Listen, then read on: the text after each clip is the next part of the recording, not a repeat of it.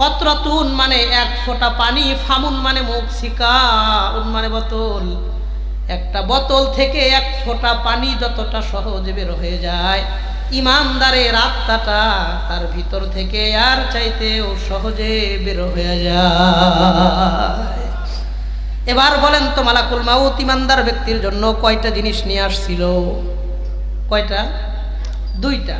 একটা কাফনের কাপড়, একটা আতরের কৌটা। নবীজি বলেন আত্মাটা বের হওয়ার পর ফায়াজালুনাহা ফি যালিকাল কাফনি ওয়া ফি যালিকাল হানুত। ইমানদারের আত্মাটা ওই কাফনের কাপড়ের মধ্যে সুন্দর করে পেঁচায় নিবে। কাফনের কাপড়ের মধ্যে পেঁচানোর পর আত্মাটা নিয়ে যখন রওনা দিবে, ফায়াখরুজু মিনহা কাআতয়াবি নাফহাতি মিসকিন উজিদা আলা ওয়াজহিল আরদি। এই কাফনের কাপড় থেকে এমন সুঘ্রাণ ছড়াইতে থাকবে, দুনিয়ার মানুষ এমন সুঘ্রাণ কোনোদিন সুইখাও দেখে নাই। আমি যে আয়াত তিলাওয়াত করেছি, এই আয়াতে আল্লাহ তাআলা বলেন বিসমিল্লাহির রহমানির রহিম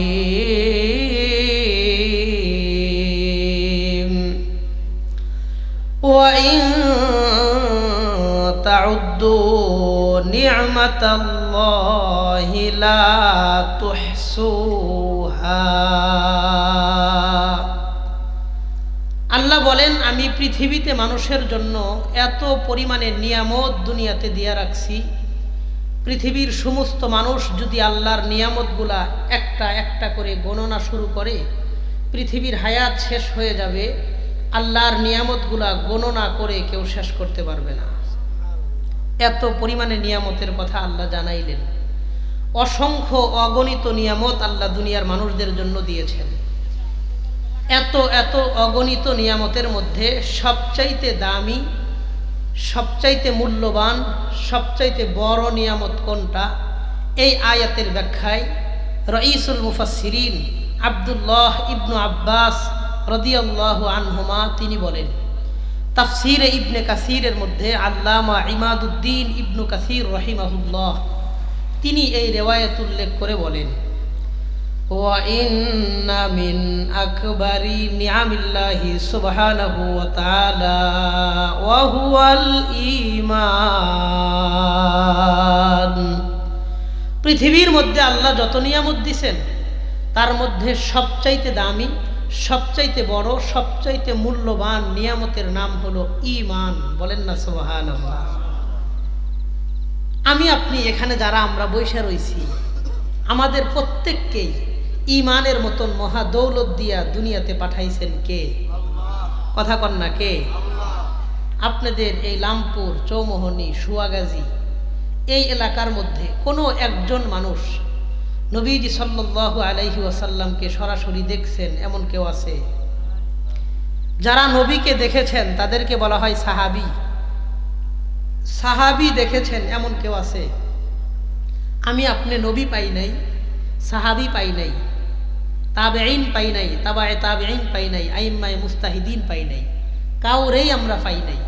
নবীজি দুনিয়া থেকে চলে যাওয়ার ১৫০০ বছর পরে, ১৪৫০ বছর পরে আমাকে আপনাকে দুনিয়াতে ঈমানের মতন মহাদৌলত দিয়া আরব বিশ্ব থেকে বহুদূর পৃথিবীর ছোট্ট একটা রাষ্ট্র বাংলাদেশের একদম বর্ডার এলাকায় দরিদ্র ছোট্ট একটা মুসলিম পরিবারে ঈমানের মতন মহাদৌলত দিয়া মুসলিম হিসেবে দুনিয়াতে পাঠাইলেন কে? কোনোদিন আল্লাহর কাছে ঈমান চাইছিলাম? একটা দরখাস্ত লিখছিলাম, একটা ফরম পূরণ করছিলাম? কিচ্ছু করি নাই। শুধুমাত্র দয়া করে, শুধুই মায়া করে, শুধুই মোহাব্বত করে, শুধুই ভালোবেসে আল্লাহ আমাদের আপনাদের মতন অযোগ্য মানুষকে ঈমান দিয়েছেন। অন্যথায় আমি আর আপনি আল্লাহর যেই পরিমাণ নাফরমানি করি, যেই পরিমাণ গুনাহ করি, যেই পরিমাণ অন্যায় করি, আমার আপনার আমলের কারণে আমরা ঈমান পাওয়ার উপযুক্ত কেউ না। কথা কন। শুধু আল্লাহ আমাদেরকে মায়া কইরা, ভালোবেসে, মোহাব্বত করে ঈমান দিছেন। এই ঈমানটা কবর পর্যন্ত নিয়ে যাওয়ার দরকার আছে না নাই? ঈমানটা কবর পর্যন্ত নিয়ে যাইতে পারলে আমার ঈমান পাওয়া সফল। আর ঈমান যদি আমি কবর পর্যন্ত নিয়ে যাইতে না পারি, এই ঈমান পাওয়া আমার জন্য সফলতা বয়ে আনবে না। কোনো জিনিস পাওয়ার পরে যদি নিয়ে যাইতে না পারা যায় তার আফসোস সবচেয়ে বেশি। আমি আপনি যদি ঈমান না পাইতাম হিসাব আলাদা, আল্লাহ দেন নাই তো ফামু কই, আল্লাহ দিছেন, যদি নিয়ে যাইতে না পারি আফসোসটা কমবে না বাড়বে? বাড়বে।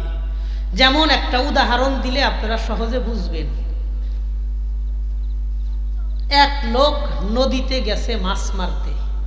বলেন কি মারতে গেছে?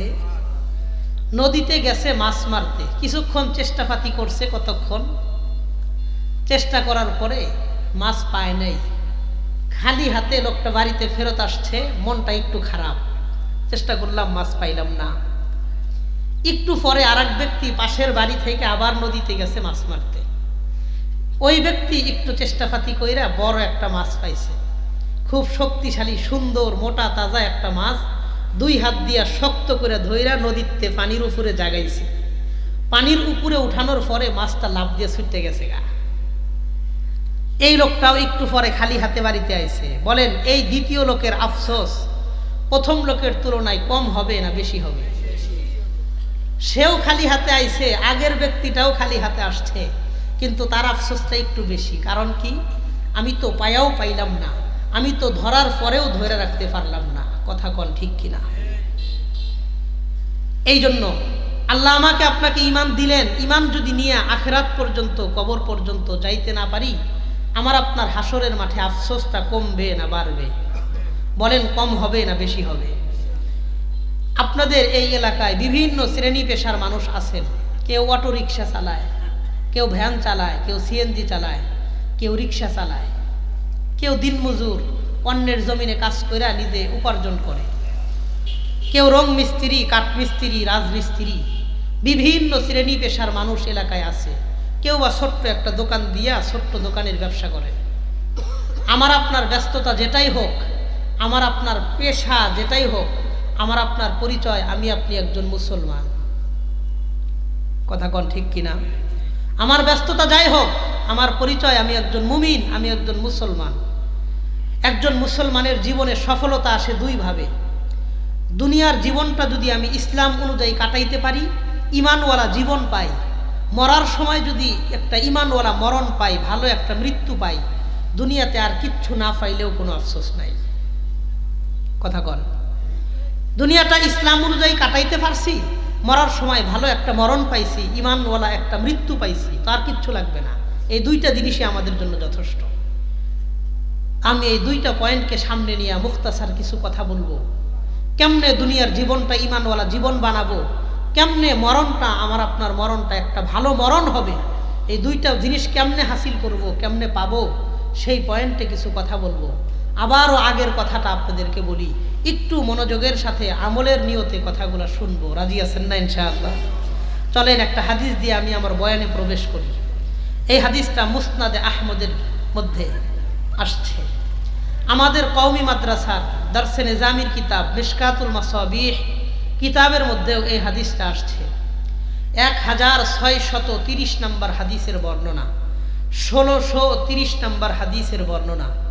হাদিসের বর্ণনাকারী সাহাবীর নাম বারা ইবনে আযিব রাদিয়াল্লাহু তাআলা আনহু। তিনি বর্ণনা করেন, তিনি বলেন وعن البراء بن عازب رضي الله تعالى عنه وعنهم أنه قال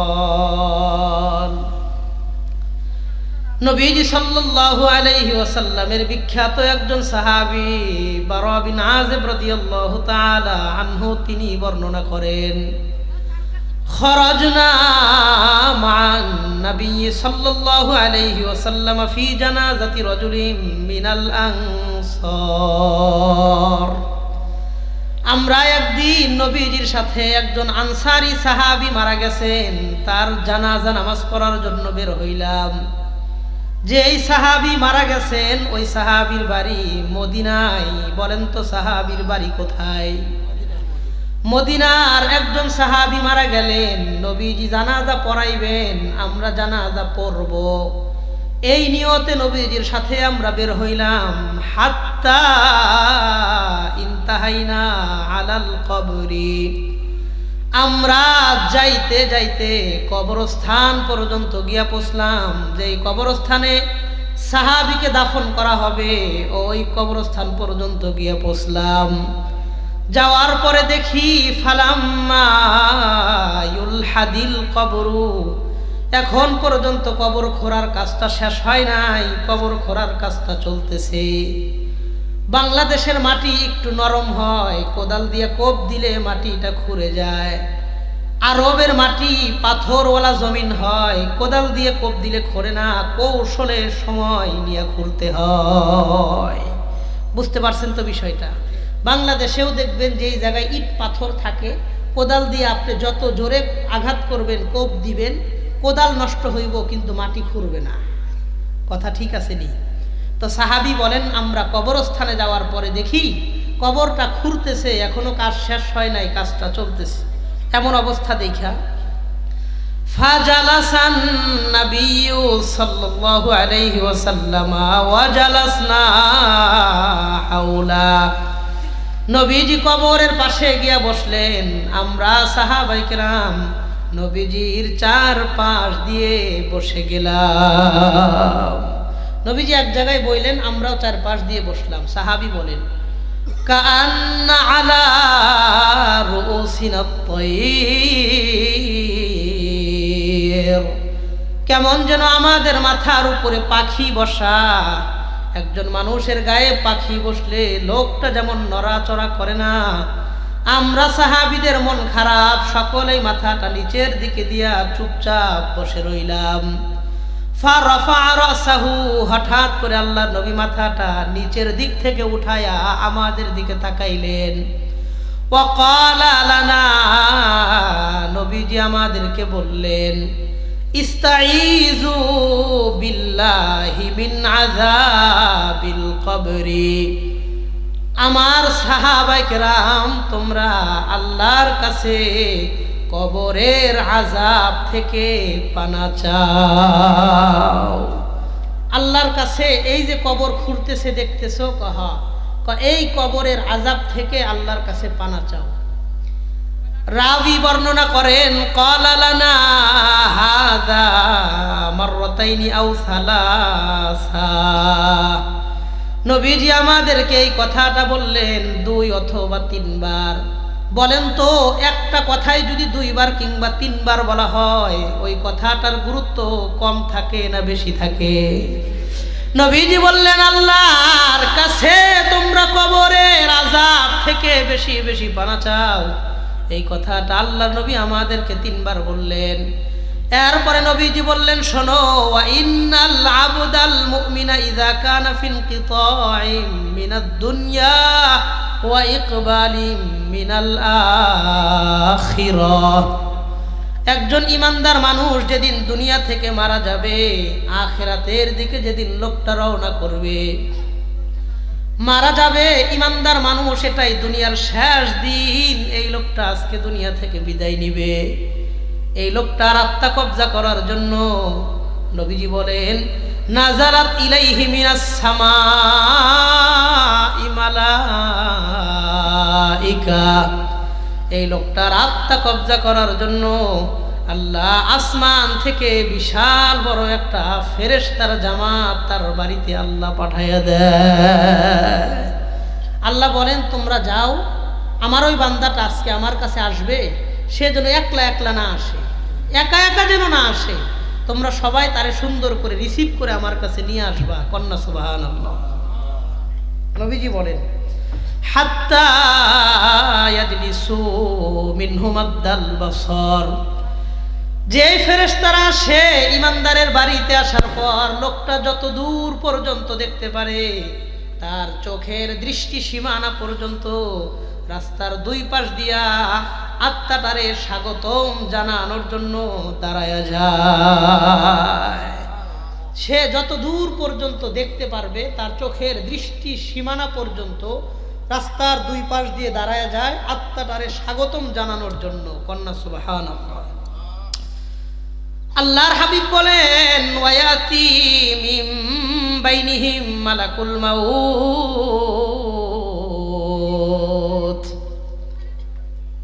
এই সারিবদ্ধ ফেরেশতাদের মাঝখান দিয়া মালাকুল মাউত হাইটা হাইটা ইমানদার ব্যক্তির কাছে আসতে থাকে। ওয়া মাআহু শাইআন, মালাকুল মাউত এই ইমানদার ব্যক্তির জন্য দুইটা জিনিস নিয়ে আসে। আওয়াজ করে বলেন তো কয়টা জিনিস নিয়ে আসে? এক নম্বর নবীজি বলেন মাহু কাফনুন মিন আকফানিল জান্নাহ ওয়া হানুতুম মিন হানুতিল জান্নাহ। এক নম্বর জান্নাত থেকে একটা কাফনের কাপড়, দুই নম্বর জান্নাত থেকে একটা আতরের কৌটা নিয়ে এসে হাজির হয়ে যায়। মাহু কাফনুন মিন আকফানিল জান্নাহ, জান্নাত থেকে একটা কাফনের কাপড় আনে। ও হানুতুম মিন হানুতিল জান্নাহ, জান্নাত থেকে একটা আতরের কৌটা, আতরের একটা শিশি নিয়ে আসে। দুইটা জিনিস নিয়ে ইমানদারের কাছে আসে। নবীজি বলেন ইমানদার ব্যক্তির কাছে আসার পর আল্লাহর হাবিব বলেন ফায়াজলিসা ইনদা রাসিহি মিন জানিবিহিল মাইমান, মালাকুল মাউত ইমানদার ব্যক্তির কাছে আসার পর তার মাথার ডান পাশে বসবে। একটা কথা মনে রাখেন, লোকটা যদি ভালো হয় মালাকুল মাউত মাথার ডান পাশে বসবে, লোকটা যদি গুনাহগার হয় মালাকুল মাউত তার মাথার বাম পাশে বসবে। বলেন লোকটা যদি ভালো হয় মালাকুল মাউত কোন পাশে বসবে? লোকটা যদি গুনাহগার আর বেনামাজি হয় তাহলে কোন পাশে বসবে? আল্লাহর হাবিব বলেন এই লোকটা ভালো, এই জন্য মালাকুল মাউত তার মাথার ডান পাশে বসার পর এই লোকের আত্মাটারে সুন্দর করে একটা ডাক দিবে। ডাক দিয়া বলবে ইয়া আইয়াতুহান নাফসুত তাইয়্যিবা, হে পবিত্র আত্মা, ইমানদারের আত্মাটারে পবিত্র আত্মা বলে ডাক দিয়া দেয়। কয় তুমি পবিত্র, তোমার কোনো টেনশন নাই। শোনো, উখরুজি ইলা রিজওয়ানি রাব্বিক ওয়া মাগফিরাতিন আলাইক, তুমি ওই আল্লাহর দিকে বের হয়ে আসো যে আল্লাহ তোমার উপরে সন্তুষ্ট, তোমার জীবনের সব গুনাহ খাতা আল্লাহ মাফ করে দিয়েছে। ওই আল্লাহর দিকে বের হয়ে আসো। ইলা রিজওয়ানি রাব্বিক, রিজওয়ান মানে রাজি, তিনি তোমার উপরে সন্তুষ্ট, রাজি। ওয়া মাগফিরাতিন আলাইক, তোমার জীবনের গুনাহগুলা তিনি মাফ করে দিয়েছেন, তুমি বের হয়ে আসো। কন্যা সুবহানাল্লাহ। আমি আপনি মানুষ হিসেবে আমার আপনার প্রত্যেকের জীবনে ছোটখাটো ভুল ভ্রান্তি ত্রুটি বিচ্যুতি আছে না নাই? আমরা মানুষ, আমরা ফেরেশতা না। ভুল গুনাহ ত্রুটি বিচ্যুতি থাকবেই, হয়তো কারো কম হয়তো কারো বেশি। কথা কন ঠিক কিনা? তো ফেরেশতা ডাক দিয়ে বলবেন তুমি বের হয়ে আসো ওই আল্লাহর দিকে যিনি তোমার জীবনের ছোট্টখাটো ভুল ভ্রান্তি ত্রুটি বিচ্যুতি গুনাহ আল্লাহ মাফ করে দিয়েছেন, তিনি সন্তুষ্ট আছেন। এই কথাটা শোনার পর আত্মাটা কেমনে বের হবে? নবীজি বলেন ফাতাখরুজু তাসিলু কামা তাসিলুল কতরাতু মিন ফামিস সিকাই। আমার হাতের দিকে তাকান, আল্লাহর নবী বললেন একটা পাত্র থেকে এক ফোঁটা পানি যতটা সহজে বের হয়ে যায়, ইমানদারের আত্মাটা তার ভিতর থেকে আর চাইতেও সহজে বের হয়ে যায়। আবারও শোনেন, নবীজি বললেন ফাতাখরুজু তাসিলু কামা তাসিলুল কতরাতু মিন ফামিস সিকাই। কতরাতুন মানে এক ফোঁটা পানি, ফামুন মানে মুখ, সিকাউন মানে বোতল। একটা বোতল থেকে এক ফোঁটা পানি যতটা সহজে বের হয়ে যায়, ইমানদারের আত্মাটা তার ভিতর থেকে আর চাইতেও সহজে বের হয়ে যায়। এবার বলেন তো মালাকুল মাউত ইমানদার ব্যক্তির জন্য কয়টা জিনিস নিয়ে আসছিল? কয়টা? দুইটা। একটা কাফনের কাপড়, একটা আতরের কৌটা। নবীজি বলেন আত্মাটা বের হওয়ার পর ফায়াজালুনাহা ফি যালিকাল কাফনি ওয়া ফি যালিকাল হানুত। ইমানদারের আত্মাটা ওই কাফনের কাপড়ের মধ্যে সুন্দর করে পেঁচায় নিবে। কাফনের কাপড়ের মধ্যে পেঁচানোর পর আত্মাটা নিয়ে যখন রওনা দিবে, ফায়াখরুজু মিনহা কাআতয়াবি নাফহাতি মিসকিন উজিদা আলা ওয়াজহিল আরদি। এই কাফনের কাপড় থেকে এমন সুঘ্রাণ ছড়াইতে থাকবে, দুনিয়ার মানুষ এমন সুঘ্রাণ কোনোদিন সুইখাও দেখে নাই। এমন সুঘ্রাণ একজন মুমিনের আত্মা থেকে আল্লাহ ছড়াইয়া দিবেন। মালাকুল মাউত আত্মাটা নিয়ে যখন রওনা করবেন, নবীজি বলেন ফালা ইয়ামুরুনা বিহা আলা মালাইম মিনাল মালাইকা। আত্মাটা নিয়ে যখন ওই সারিবদ্ধ দাঁড়ানো ফেরেশতাদের সামনে দিয়ে রওনা করবে, ইল্লা ইয়ালকাউনা আলাইহিমুস সালাম মিনাল্লাহ, সব ফেরেশতারা ইমানদার ব্যক্তির আত্মাটারে আল্লাহর পক্ষ থেকে সালাম জানাইতে থাকবে। সেনাবাহিনীর বড় কোনো অফিসার একটা জায়গা দিয়া গেলে বাকি সেনা সদস্যরা যেমন তারে সেলুট জানায়, একটা সালাম জানায়, ইমানদার ব্যক্তির এই আত্মাটারে ওই দাঁড়ানো ফেরেশতা আল্লাহর পক্ষ থেকে সেলুট আর সালাম জানাইতে থাকবে। কন্যা সুবহানাল্লাহ। আল্লাহর নবী বলেন হাত্তা ইয়ামতাহিয়া বিহা ইলাস সামাইস সাবিআ। আত্মাটারে নিয়ে যখন 7 আসমান পর্যন্ত চলে যাবে, আল্লাহর আরশের সামনে আত্মাটাকে নিয়ে রাখবেন। আল্লাহর আরশের আশেপাশে কিছু ফেরেশতা থাকেন, যাদেরকে হাদিসের পরিভাষায় বলা হয় মালাইকাতুল মুকাররবিন। আল্লাহর নৈকট্যধারী কিছু ফেরেশতা, তাদের নাকে যখন এই জান্নাতের ঘ্রাণটা যাবে, তারা জিজ্ঞাসা করবেন লিমান হাযিহির রূহুত তাইয়্যিবু, এই পবিত্র আত্মাটা কার? আমরা ওই ব্যক্তির পরিচয় সম্পর্কে জানতে চাই। এই আত্মাটা কার? এত সুন্দর ঘ্রাণ বের হইতেছে, জান্নাতের ঘ্রাণ পাইতেছি, এই আত্মার পরিচয় জানতে চাই। এবার আমার আর আপনার 2 কাঁধে 2 জন ফেরেশতা থাকে, কিরামান কাতিবিন, যারা আমার আপনার জীবনের সমস্ত ভালো মন্দ আমলগুলা লিখতো। আমি আর আপনি যেদিন মারা যাব, এই ফেরেশতা 2 জনের কাজ ওই দিন শেষ হয়ে যাবে। তারা তো আমার আপনার কাজ করত, আমরা যেদিন মারা যাব এই 2 ফেরেশতার কি আর কোনো কাজ থাকবে?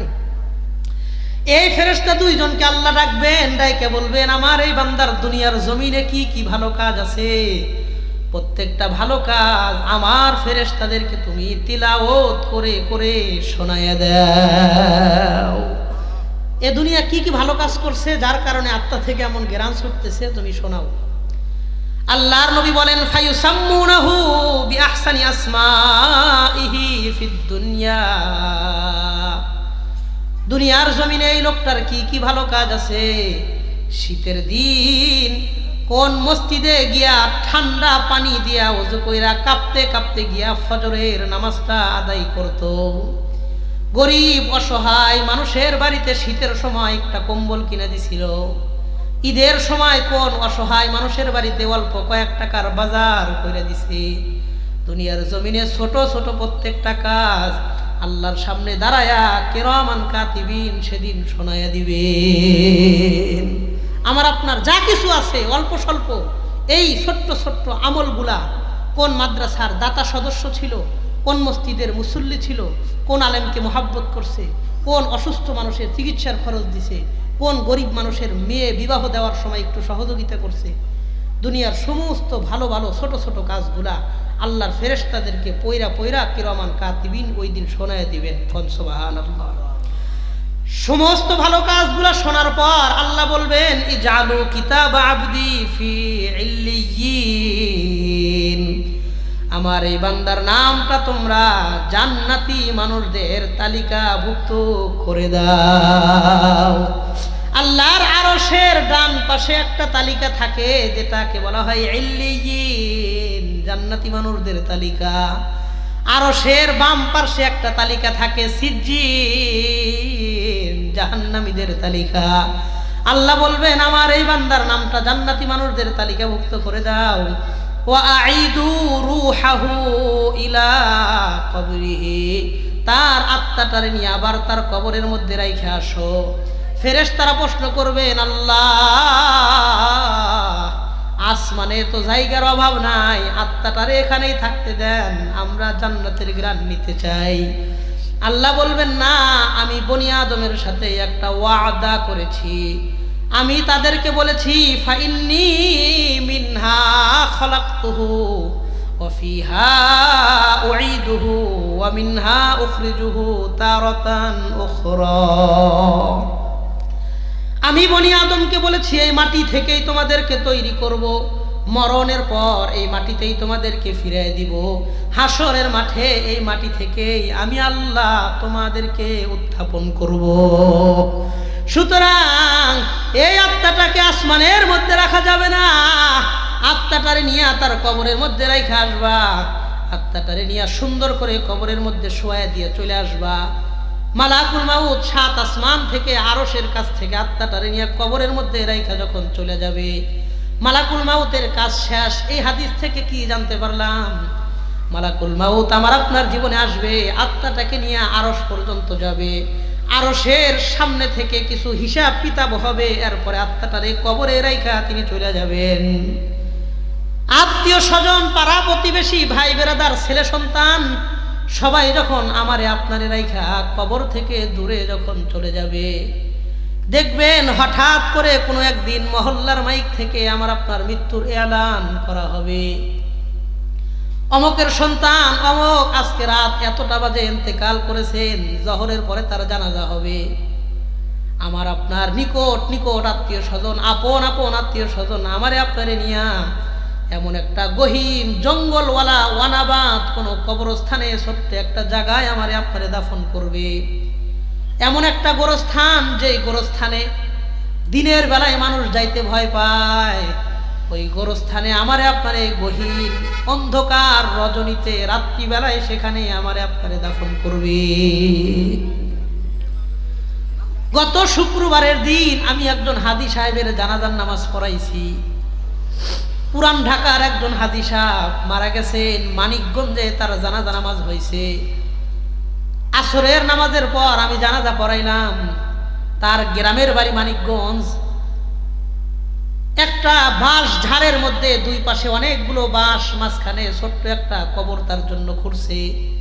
পাশেই ছিল নদী। কবরটা খোঁড়ার কারণে ওই কবরের মধ্যে 4 আঙ্গুল পরিমাণ পানি জমা হয়ে গেছে।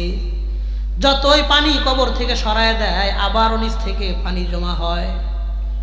হাত দিয়ে দেখলাম ওই পানিটা বরফের গলা পানি যেমন ঠান্ডা হয়, এর চাইতে বেশি ঠান্ডা ওই পানিটা হয়ে রয়েছে। হাজী সাহেবের 2 জন সন্তানকে দেখলাম নিজের বাবার লাশটারে নিজে হাত দিয়া কবরের মধ্যে নামাইছে। নিজের বাবার লাশটা পাতলা পাতলা 2-3টা কাফনের কাপড় দিয়ে জড়াইয়া ওই পানির মধ্যে বিছানা ছাড়া নিজের বাবার লাশটা ওই পানির মধ্যে শোয়া দিছে। বড় সন্তানটারে দেখলাম কাঁদতেছে, চোখের 2 পাশ দিয়ে অঝরে পানি পড়তেছে, দাড়ি বেয়ে বেয়ে পানি পড়ে।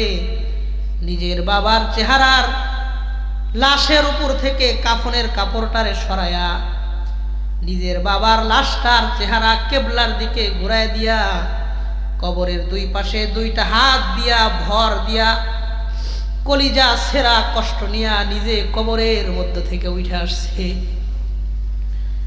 আমি মনে মনে চিন্তা করলাম, এই হাজী সাহেব কোনোদিন জীবনে তার সন্তানরে একদিনও শীতে কষ্ট দেয় নাই। পুরান ঢাকায় 2টা বাড়ি, মোহাম্মদপুরে তার 2টা বাড়ি, 4-4টা বাড়ির মালিক, 2টা সন্তান, 4টা মেয়ে। 2 সন্তান নিজের বাবার লাশটারে নিজে হাত দিয়া কবরের মধ্যে নামাইছে। পানির মধ্যে বিছানা ছাড়া 1 সেকেন্ডের মধ্যে পুরা কাফনের কাপড়টা ভিজে গেছে।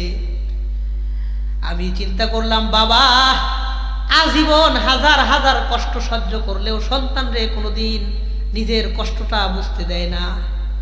হাজার কষ্ট বুকের মধ্যে চাপা দিয়া থাকে, সন্তানরে বলে না। একদিনও কোনো সন্তানরে শীতে কষ্ট করতে দেয় নাই। ওই নিজের বাবারে শোয়া গেল। কবর দিতে দিতে মাগরিবের আজান হয়ে গেছে। দেখলাম কবরের উপরে 1-1.5 মনের মতন মাটি চাপা দিয়া, কোদালের দিয়া আর বাঁশের একটা খাইটা দিয়া কোদালের উপরে জোরে জোরে কবরের মধ্যে মাটিগুলা থাবড়ায়া থাবড়ায়া সুন্দর করে বাইরায়া বাইরায়া মাটি দিতেছে, যেন কোনো জন্তু জানোয়ার শিয়াল কুকুর যেন ওই মাটি খুঁড়তে না পারে, এই জন্য শক্ত করে মাটিটারে চাপা দিতেছে। মাগরিবের পরে একটা বাসায় গেলাম, গিয়া যখন রুমের সুইচ দিলাম, দুইটা বড় বড় লাইট রুমটারে আলোকিত করলো। মাগরিবের নামাজ পড়বো এই জন্য রুমটারে সুন্দর করে আলোকিত করলো। আশপাশ পুরাটা অন্ধকার হয়ে গেছে, কুয়াশাচ্ছন্ন হয়ে গেছে। আমার জেহেন ওই কবরস্থানে রয়ে গেছে, হাজী সাহেবের কবরের মধ্যে অন্ধকারের মধ্যে আলো জ্বলবে কিনা আল্লাহ ছাড়া কারো জানা নাই। ওই কবরে আলো জ্বলবে কিনা এটা আল্লাহ ছাড়া কারো জানা নাই। আমি মনে মনে চিন্তা করলাম, তার দুনিয়াতে জায়গা জমি, সহায় সম্পত্তি, বাড়ি গাড়ি, ছেলে সন্তান, আত্মীয় স্বজন, ভাই ভাতিজা, চাচা, প্রতিবেশী সবাই আছে, কিন্তু এই হাজী সাহেবের কবরের মধ্যে আল্লাহ ছাড়া কেউ নাই। আমাকে, আপনাকে, আমাদেরকে, আপনাদেরকেও একদিন কোনো একটা গহীন জঙ্গলের অনাবাদ কোনো কবরস্থানের ছোট্ট একটা জায়গায় নিয়ে নিজের আপন আপন আত্মীয় স্বজন, নিজের আপন ছেলে সন্তানেরা ওই কবরের মধ্যে আমারে আপনারেও দাফন করে দিয়ে আসবে। পৃথিবীর বহুত মানুষ আল্লাহরে মানে না, আল্লাহকে অস্বীকার করে, কিন্তু মৃত্যুকে অস্বীকার করছে। পৃথিবীতে মৃত্যু আসবে না, মৃত্যুরে অস্বীকার করছে, যে আমার মরণ হবে না, এরকম একজন কোনো মানুষ পৃথিবীতে আছে না। এই জন্য আমি আপনি দুনিয়ার জন্য তো বহুত কিছু করছি, বহুত কিছু করছি। আখেরাতের কবরের জগতে একটু আলো জ্বলবে কিনা, ভালো কয়েকদিন কাটাইতে পারবো কিনা, ওই কবরের জগতের কিছু চিন্তা, কিছু ফিকির, কিছু টেনশন আমার আপনার দুনিয়াতে কইরা যাওয়ার দরকার আছে না নাই? কথা কন, আছে না নাই? আমি বিভিন্ন মাহফিলে বলি যে এই যে দেখেন আমাদের কামাল উদ্দিন সাহেব দামাত বারাকাতুহুম, আমার খুব মহাব্বতের মানুষ, একটা সুন্দর পোস্টার করছে, লামপুর মাদানিয়া হুসাইনিয়া কওমি মাদ্রাসা, বিশাল বড় করে রেজাউল করিম আবরার ভাইয়ের নাম দিছেন। এরপরে সবার আগে আল্লামা নুরুল হক সাহেব হাফিজাহুল্লাহ হজরতের নাম দিছেন, আবরার ভাইয়ের নাম দিছেন, আমার নাম দিছেন, মোবারক করিম আশরাফি সাহেবের নাম দিছেন। পোস্টারটারে সুন্দর করে ডিজাইন করে সাজাইছে, কোন তারিখে হবে, কোথায় হবে, কোন সময় থেকে শুরু হবে, কত নাম্বার মাহফিল, কোন জায়গায় হবে ইত্যাদি বিস্তারিত লেখা পোস্টারটারে ডিজাইন কইরা রং ঢং দিয়া সুন্দর করে পোস্টারটা সাজাইছে। এই পাঁচটা হলো আমার আপনার দুনিয়ার মতন। আমি আপনি দুনিয়ার জন্য ঘর বাড়ি জায়গা জমি ল্যাপ তোষক খেতা বালিশ আলমারি, হ্যাঁ কি বলে জগ গেলাস চা ইত্যাদি যা কিছুই করছি দুনিয়ার জন্য কিছু না কিছু করছি, কারো কম কারো বেশি, কিন্তু ঠিক এই পাশটা হইল আমার আপনার আখেরাতের মতন, এই পাশে কিচ্ছু নাই। কথা কন, ঠিক এই পাশটা হইল আমার আপনার আখেরাতের মতন। আজ পর্যন্ত আমার আপনার দুনিয়াতে যেই কয়দিন বয়স হয়েছে, যত দিন বয়স হয়েছে, আমি আপনি আজ পর্যন্ত যা করছি সব দুনিয়ার জন্য করছি, আখেরাতের জন্য কিচ্ছু করি নাই। যদি কিছু কইরাও থাকি এটা এতটা সামান্য, সেটা উল্লেখ করার মতন, সেটা বলার মতন উপযুক্ত কিচ্ছু করতে পারি নাই। কথা কোন ঠিক কিনা? এই জন্য কিছু আখেরাতের কথা শুনবো, কিছু আখেরাতের কাজ করব, কিছু আখেরাতের জন্য কিছু প্রস্তুতি নিব। রাজি আছেন ইনশাআল্লাহ? সামনের কথাগুলা একটু আমলের নিয়তে ইনহিমাক ও মনোযোগের সাথে শুনবো। আল্লাহর কাছে দোয়া করব, আল্লাহ দুনিয়ার বুঝ, দুনিয়ার হিসাব কিতাব লাভ লস যেমন বুঝি, আখেরাতের হিসাব কিতাব লাভ লস আল্লাহ আমাদেরকে বোঝার তৌফিক দান করেন, বলেন আমিন। আল্লাহর নবী বলেন, মালাকুল মাউত যখন আত্মাটারে কবরে দিয়া চলে যাবে, আত্মীয় স্বজন ভাই বেরাদার সবাই যখন কবর থেকে দূরে চলে যাবে, আল্লাহর নবী বলেন ওয়ায়াতি ফি কবরিহি মালাকান আসওয়াদান আজরুকান। মালাকুল মাউত কবর থেকে চলে যাওয়ার পর তার কবরের মধ্যে দুইজন ফেরেশতা আসবে, আসওয়াদান তাদের চেহারা হবে ভয়ঙ্কর কালো, আজরুকান চোখ দুটো হবে নীল বর্ণের। চেহারাটা ভয়ঙ্কর কালো, চোখ দুটো হবে নীল বর্ণের, এমন দুইজন ফেরেশতা কবরের মধ্যে আসবে। নবীজি বলেন ইউকালু লি আহাদিহিমা আল মুনকার ওয়ালিল আখিরি আন নাকির। একজন ফেরেশতাকে বলা হবে মুনকার, আর একজন ফেরেশতাকে বলা হবে নাকির। মুনকার আর নাকির নামে দুইজন ফেরেশতা কবরের মধ্যে আসবে। আসার পর নবীজি বলেন ফায়ুজলিসানিহি ফি কবরিহি, এই লোকটারে উঠায়া তার কবরের মধ্যে বসাবে।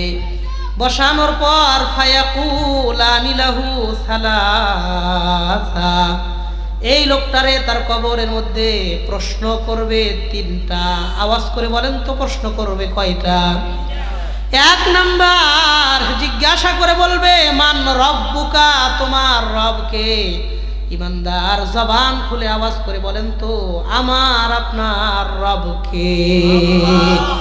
এক নাম্বার প্রশ্ন করবে মান রব্বুকা, তোমার রবকে। দুই নাম্বার প্রশ্ন করবেন ওয়ামা দীনুকা, তোমার ধর্মের নাম কি? বলেন তো আমার আপনার ধর্মের নাম কি? তিন নাম্বার প্রশ্ন করবে ওয়ামান হাযার রাজুলুল্লাযী বুইসা ফীকুম, এই যে একজন মানুষ তোমাদের মধ্যে পাঠানো হয়েছিল, এই লোক সম্পর্কে তোমার মন্তব্য কি? লোকটা জবাব দিয়ে বলবে রব্বি আল্লাহ, আমার রব হলেন আল্লাহ, ওয়া দীনিয়াল ইসলাম, আমার ধর্ম হলো ইসলাম, আর ওয়া হুয়া নাবিয়ুনা মুহাম্মাদুর রাসূলুল্লাহ সাল্লাল্লাহু আলাইহি ওয়াসাল্লাম, ইনি হলেন আমাদের নবী মুহাম্মাদুর রাসূলুল্লাহ।